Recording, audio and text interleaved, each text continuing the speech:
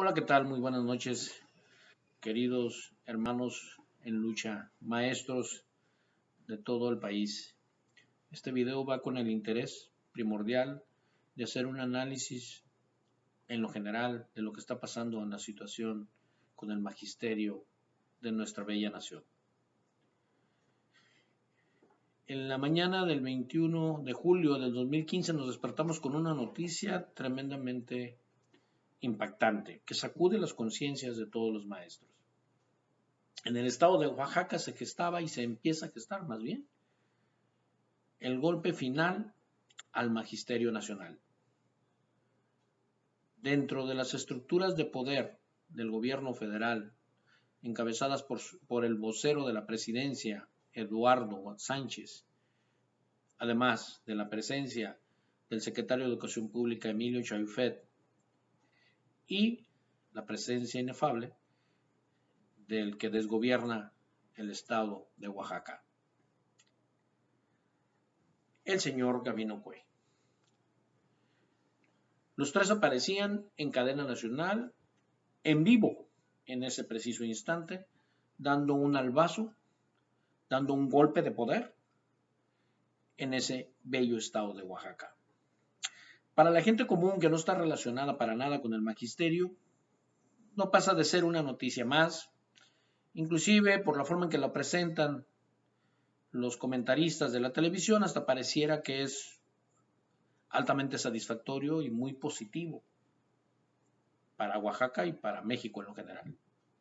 ¿Qué significa un ataque tan artero a una sección, que en este caso es la 22 del Sindicato Nacional de Trabajadores de la Educación, que son, además, miembros distinguidos, una fuerza poderosa de la Coordinadora Nacional de Trabajadores de la Educación, encabezadas por su líder en ese estado, el profesor Rubén Núñez? ¿Qué significa el hecho de que tres personajes se presenten en cadena nacional, que uno de ellos visiblemente nervioso, en este caso el gobernador, tome la palabra para anunciar la desaparición de un instituto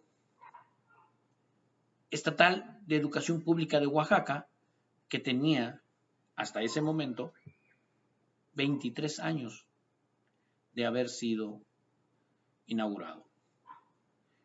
Fue el 23 de mayo de 1992 cuando se gestó este instituto.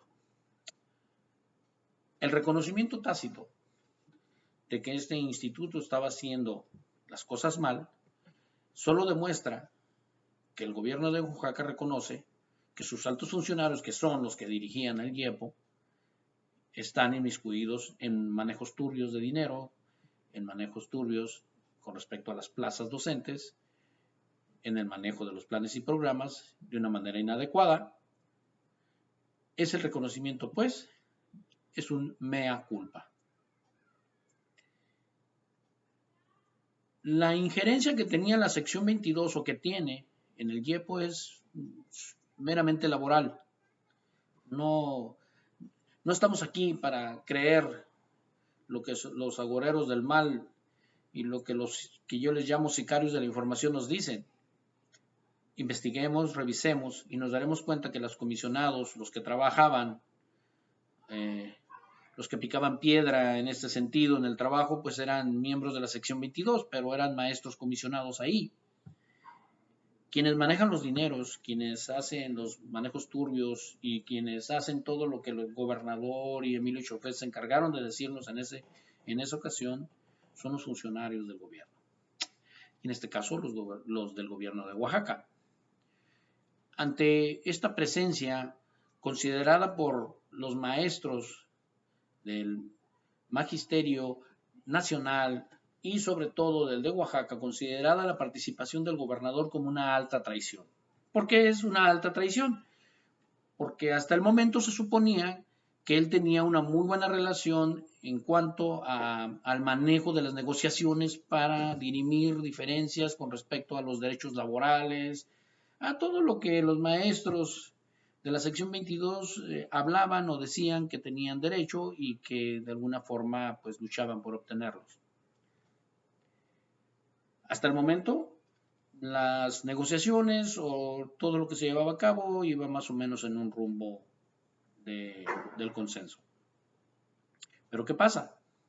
El gobierno federal nos manda 2 testaferros, que en este caso era su vocero, para manifestarnos la desaparición, más bien para manifestarnos su apoyo a esa decisión que pareciera había tomado el gobierno de Oaxaca. ¿Qué es lo que nos hace dudar de que esto sea una decisión del gobierno de Oaxaca y no una decisión de tipo nacional? La presencia del vocero y sobre todo la presencia del secretario de Educación Pública, que en ese momento gozaba de cabal salud o estaba en proceso de deterioro de la misma, Emilio Schaufet.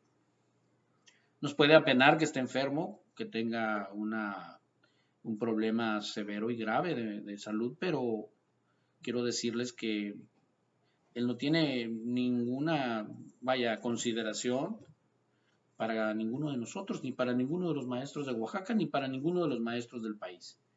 No puedo tener conmiseración de eso. No lo festino. Simplemente las cosas vienen por consecuencia. Emilio Schaufet estaba esperando el momento y se notaba sumamente, ese sí no nervioso, él estaba eufórico, estaba deseoso de tomar la palabra para amenazar al maestro, para decirle al maestro a nivel nacional, no al de Oaxaca, al del nivel nacional, decirles, miren, si esto hago con los del gobierno de Oaxaca, si esto hago con la coordinadora, con la fase, con los miembros supuestamente más belicosos del país, que no podré hacer contigo. Porque a nivel nacional, la coordinadora nacional tiene pues varios grupos y está comúnmente representado en todos los estados. Pero hay grupos en la coordinadora. Y te dicen, si hay una facción que es más belicosa que la otra es negociadora, o las otras son negociadoras, entonces vean lo que le voy a hacer a la facción belicosa para que los negociadores le bajen 2 o 3 rayitas a sus peticiones y que vayamos de frente con la reforma educativa. Emilio Schaufet, quiero decirte que, aparte de tu deteriorado estado de salud, has equivocado la estrategia junto con el gobierno federal. Al maestro no se le reprime de esa manera ni se le intimida. Al verdadero maestro. No quiero decir a aquellos que ni siquiera sienten la profesión. Que no es que se le hayan regalado el título, porque a nadie se lo regala, créanme. He sido docente en instituciones que forman a los docentes y sé lo que se lucha por lograr un cambio de conciencia, o más bien que esa conciencia y esa vocación que tienen sea bien canalizada para el desarrollo de las habilidades de enseñanza-aprendizaje y sobre todo para la conformación de un perfil de alumno, de un perfil de ciudadano adecuado a nuestro país. Lo sé, por eso lo digo. Y en ese sentido estamos luchando y en ese sentido es como observamos cómo en Oaxaca se pretende intimidar al Magisterio Nacional. No Oaxaca, no está solo. En varios estados de la República Mexicana se están haciendo las manifestaciones adecuadas para demostrarle al secretario de Educación, al gobierno federal y sobre todo al pueblo que esta mal llamada reforma educativa es altamente punitiva y tremendamente lesiva para la educación pública. Esto que estaba sucediendo no era un juego. Aparte de la intimidación hablada, de esa intimidación, de esa actitud belicosa, de esa actitud hasta prepotente y soberbia que en ese momento demostraba diciendo, evidentemente que eso que estaba pasando era la demostración de que la reforma educativa estaba en pie, fuerte y vigorosa. Eso provocó lo que todos ya sabemos. A partir de ese día y hasta la fecha, estamos viendo cómo en el estado bellísimo de Oaxaca, a lo largo y a lo ancho de su geografía, hay un estado de sitio. pareciera que ese Estado está en guerra. ¿Y qué país se atreve a luchar contra sus maestros? ¿Qué país se atreve a imponer una política educativa de esa calaña a sus maestros? ¿Qué está sucediendo con la educación en México?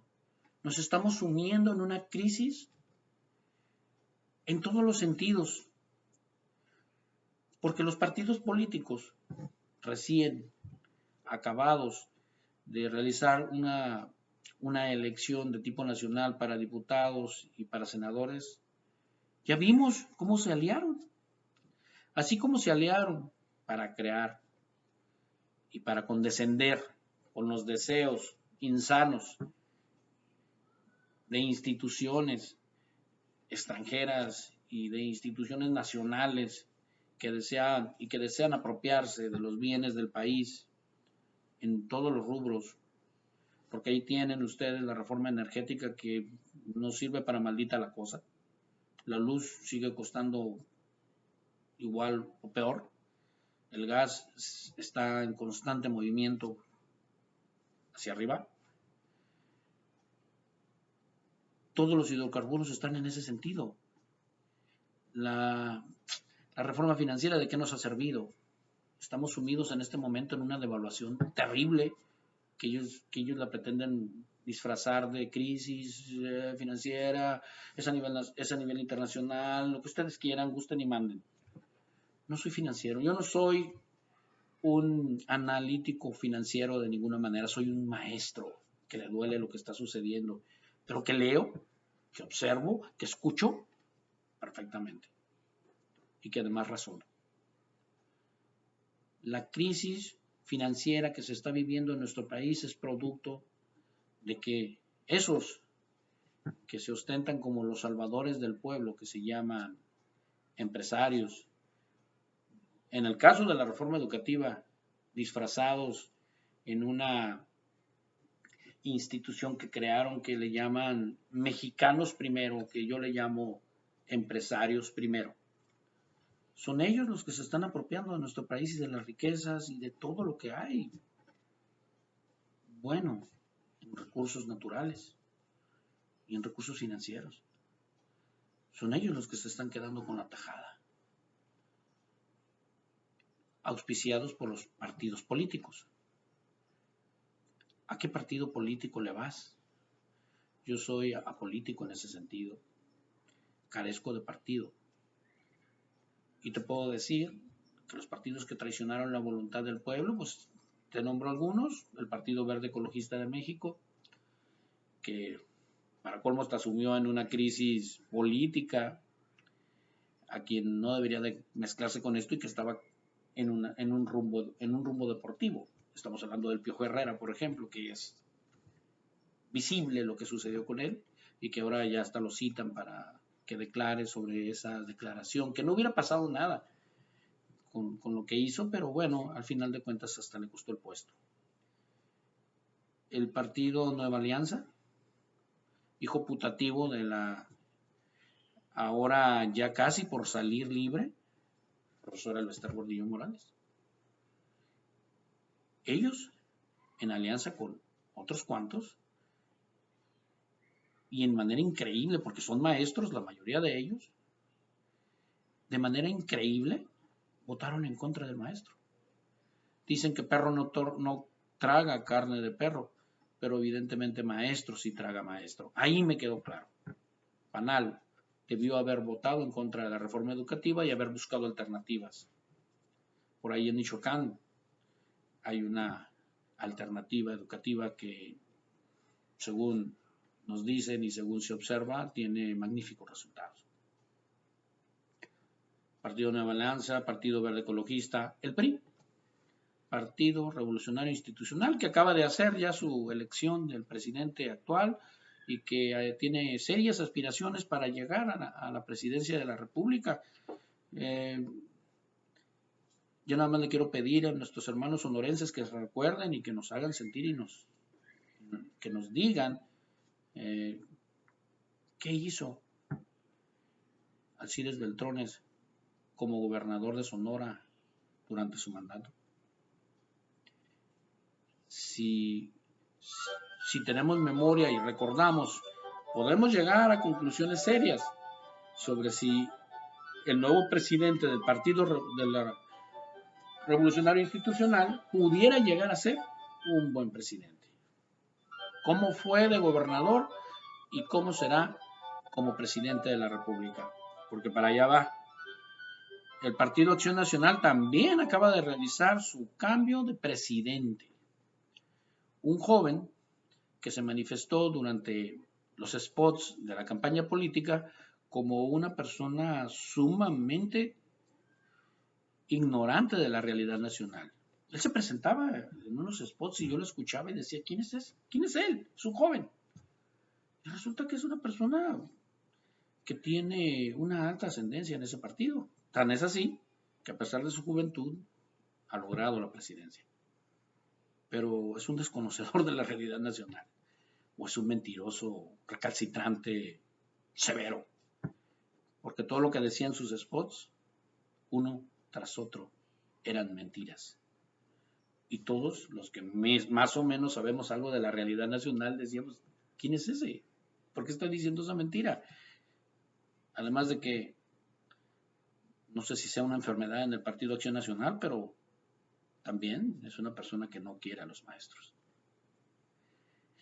Y que me dicen del Partido de la Revolución Democrática, acaba de renunciar su presidente. Entonces, esos partidos políticos que en su momento se juntaron para asestar los golpes mortales al pueblo de México, están ahí. Y acaban de realizar sus cambios. Y se aprestan a las próximas elecciones, tanto a nivel regional como a niveles estatales y a niveles federales, a seguir ocupando puestos de poder y a seguir hundiendo a nuestro México seguramente. Yo la verdad, cuando tú me digas a qué partido voy a votar, yo tendría que decirte que es muy pobre la caballada, como se decía antes. No existe quien me pueda convencer de que realmente tiene la capacidad ni sobre todo el amor a la patria. Porque para esto que les estoy hablando se requiere tener amor, no al dinero, no al poder, sino a la patria. Hace mucho que desapareció de la educación pública la clase de civismo, ¿lo recuerdan? Los que tienen más o menos mi edad, los que anduvimos por la escuela por allá de los 60s y 70s, un poco los 80s, todavía tenemos dentro de nuestra formación esa característica del civismo, esa característica de amar a nuestro país, eso que nos decía que éramos mexicanos y que teníamos que luchar con fuerza y denuedo para que saliéramos adelante, que teníamos respeto por el otro y teníamos palabra. Así me enseñó mi padre y seguramente así te enseñó el tuyo, a defender la palabra, a creer en las personas, y por eso hemos caído en lo que hemos caído. Esos partidos políticos sumbieron en la crisis en nuestro México.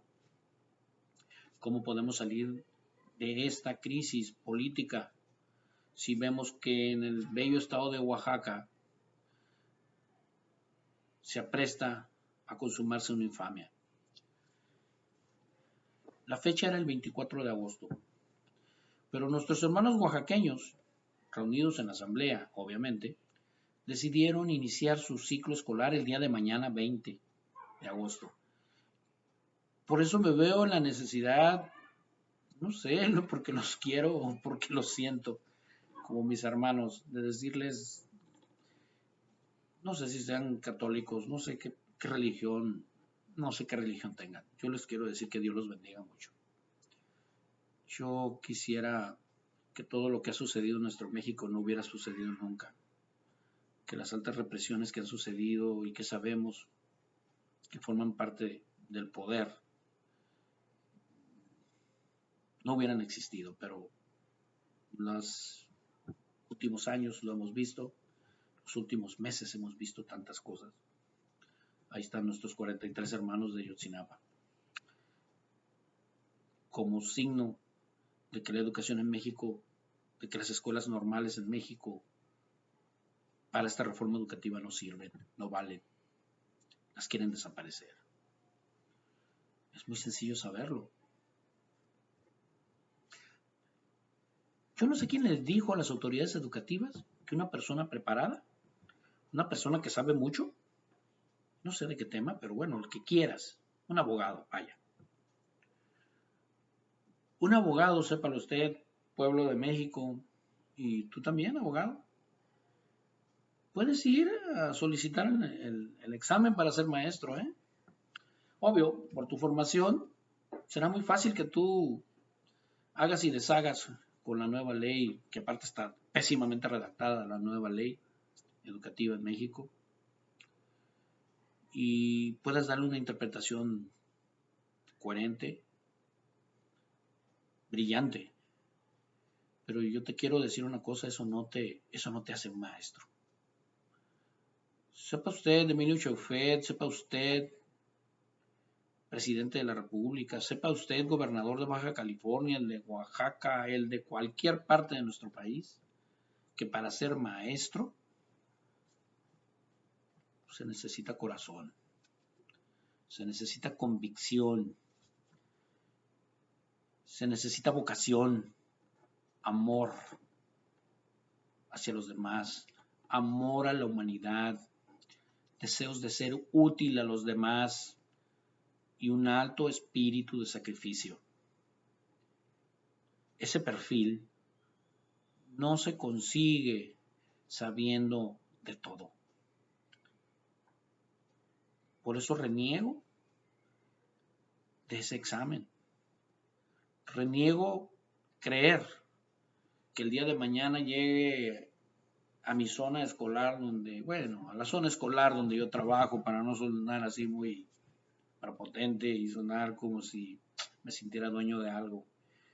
A esa zona escolar donde trabajo y donde se atienden niños de educación especial, no quisiera ver llegar a un abogado. Mi respeto para usted. No quisiera ver llegar a un químico. No quisiera ver llegar a nadie que no sea maestro. Y la nueva reforma educativa permite que así sea. Los sabios, los muy inteligentes, los geniales miembros del Instituto Nacional de Evaluación Educativa consideran que saber mucho implica ser maestro. Ya te dije cuál es el perfil. Silvia Schmelz. Si tú fueras maestra, si tú estuvieras forjado en una escuela normal del país, urbana o rural, no permitirías esta infamia. A mí me duele. Y cuando lo estoy diciendo, siento un dolor legítimo porque soy maestro, porque probablemente me retire viendo la desgracia de mis compañeros, viendo cómo los dominan, los sobajan con leyes altamente punitivas que deterioran la calidad educativa, porque si verdaderamente ustedes mexicanos primero fueran empresarios con ética profesional, sabrían que dentro de las estructuras de formación de un empresario y de altos estándares de calidad se habla de desarrollo organizacional, y sabrían que el desarrollo organizacional va altamente ligado a la satisfacción en el trabajo. Los compañeros que han aplicado el examen hasta el momento, quiero decirles a ustedes, muchos de ellos están sumamente decepcionados porque entendieron, gracias a haberlo aplicado, entendieron que el examen dichoso, como tanto lo dijimos muchas personas, estaba hecho fundamentalmente para reprobarlo, con preguntas fuera de lugar, con tiempos perdidos horribles por el mal manejo del internet, porque pues bueno, no eran los mejores equipos los que estaban a cargo de nadie, y obvio yo prendo una computadora, se va al internet y adiós. Si es lenta, si sus gigas no son los adecuados, bueno, ¿qué quieren que les diga? con todas las dificultades que se enfrentaron nuestros queridos compañeros, de los cuales no dudo de su alta capacidad profesional, no dudo en lo absoluto de su formación humana ni de su formación educativa, me consta en muchos de ellos su alta capacidad de maestros, no idóneos. ¿Quién demonios les dice a una autoridad lo que es idóneo y lo que no es idóneo? ¿Saben por qué lo hacen?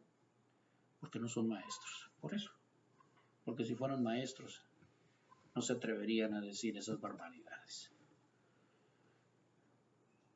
Sea pues este video un deseo muy profundo de mi corazón. Creo que serían de los últimos o el último que yo pudiera realizar, porque de verdad me duele lo que pasa y hacerlos y realizarlos me mueve mucho como persona. Duro días que no puedo alivianar mi conciencia tal vez, o no puedo alivianar mi espíritu porque analizar este tipo de circunstancias me provoca mucho dolor. Por eso digo que me dueles. México me duele porque soy mexicano.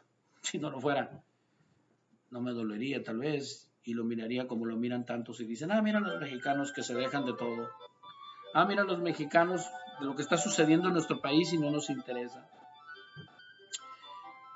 Quiero decirte que lo que sí me sobran son fuerzas. Hay frases que he leído a lo largo de estas luchas, de la lucha contra la nueva ley del ISSSTE y ahora en contra de la reforma educativa, y hay una frase que me movió mucho que decía, no tengo fuerzas, y luego decía abajo, pero para rendirme. No me quiero rendir.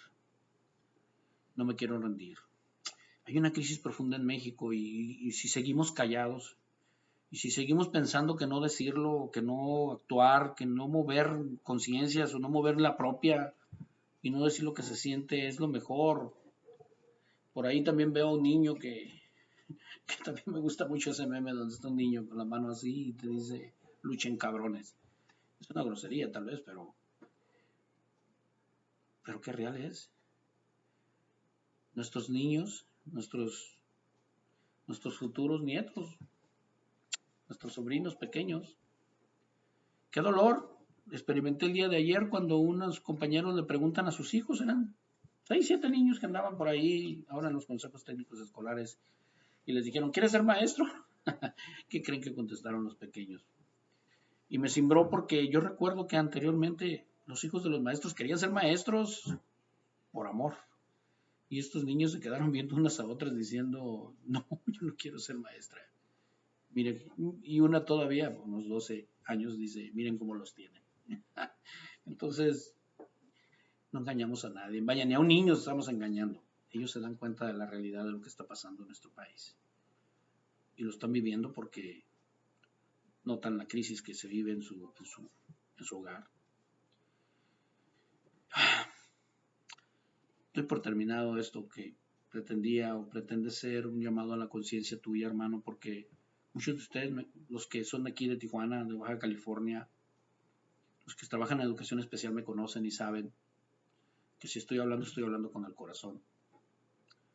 Los demás no tienen ninguna obligación de conocerme, pero siento que como maestros nos debemos un cariño y un respeto porque somos una clase. La conciencia de clase que hace mucho también se nos olvidó. Qué hermoso fuera decir que lo que te pasa a ti, me pasa a mí. A mí me duele ver lo que sucede en todos los ámbitos del país con el magisterio. Nos culpan de todo. Hasta nos atrevemos a burlarnos ya y decir, también de la fuga del Chapo culpa a los maestros. De que no ganamos la Copa América, también los maestros tenemos mucho la culpa.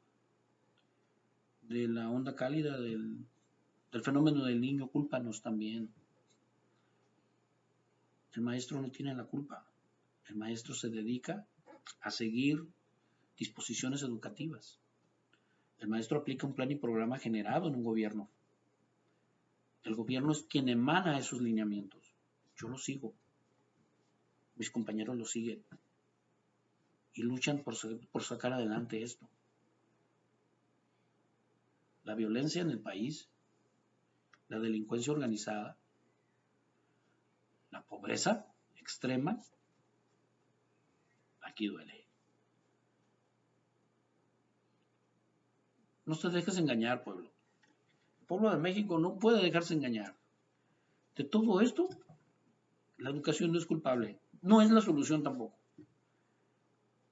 Una buena educación emana de un pueblo feliz, contento, bien gobernado y de un gobierno como tal, democrático, y de partidos políticos con representantes reales, con líderes que estén al frente, que me representen realmente.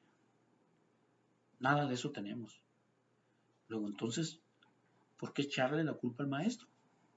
Si el maestro lo único que hace es aplicarse en su trabajo día con día con día. Espero que se comparta.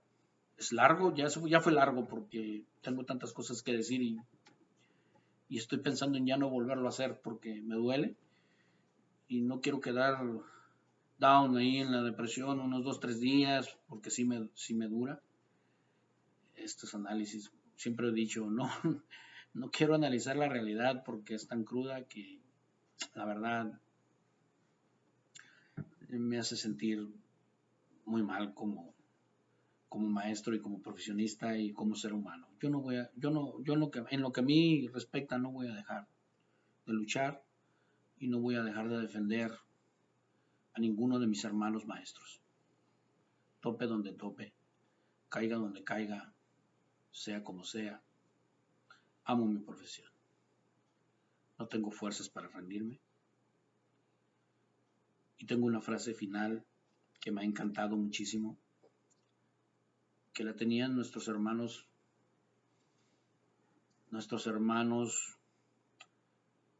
de Ayotzinapa, allá en su escuela, Isidro Burgos.